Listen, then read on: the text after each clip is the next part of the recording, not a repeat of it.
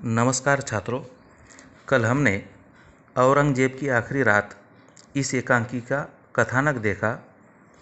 इस एकांकी का कथानक किस तरह का है, कौन से पात्र प्रभावी है, इसकी जानकारी हम लोगों ने औरंगजेब की आखिरी रात इस एकांकी में लिया और साथ साथ ये भी जानने का प्रयास किया कि औरंगजेब की आखिरी ख्वाहिश क्या थी।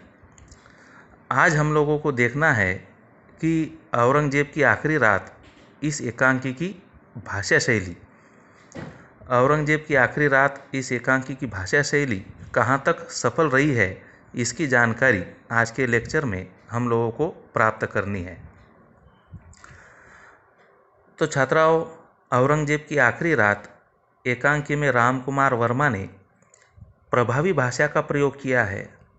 जिस तरह से ऐतिहासिक स्थिति में भाषा का प्रयोग हुआ होगा, उसी तरह से रामकुमार वर्मा ने अपनी भाषा को ढालने का प्रयास किया है।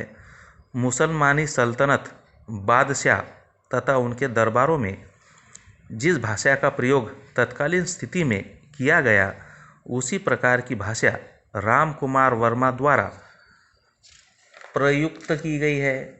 उन्होंने अपनी बात को प्रस्तुत करने के लिए अधिकतर उर्दू तथा फारसी शब्दों का प्रयोग किया है। भाषा तथा शैली के संदर्भ में रामकुमार वर्मा उच्च कोटि के भाषाविद समझे जाते हैं। मुस्लिम काल में औरंगजेब के द्वारा जिस भाषा का प्रयोग हुआ है, उसी का संचालन इस एकांकी में हुआ दिखाई पड़ता है।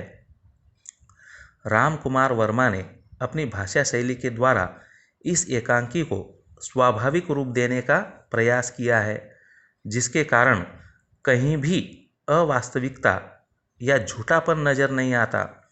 मुस्लिम शासकों द्वारा प्रस्तुत हुई भाषा और शब्दों का हुबेहुब प्रकटीकरण हमें इस एकांकी में दिखाई देता है।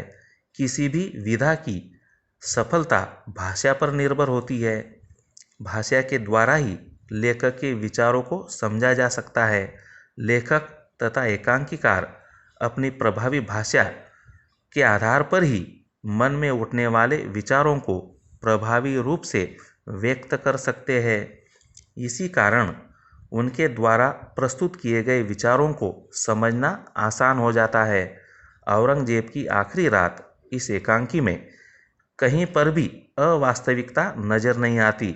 रामकुमार वर्मा ने तत्कालीन परिस्थिति तथा वातावरण के अनुरूप ही भाषा का इस्तेमाल किया है,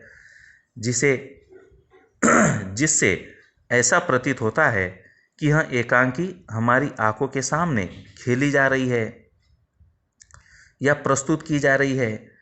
जैसे एकांकी में चित्रित सारा दृश्य पाठकों तथा दर्शकों की आंखों के सामने छायाचित्र की तरह उभर कर आ जाता है, जिसके कारण एकांकी पढ़ने और देखने में रुचि निर्माण होती है।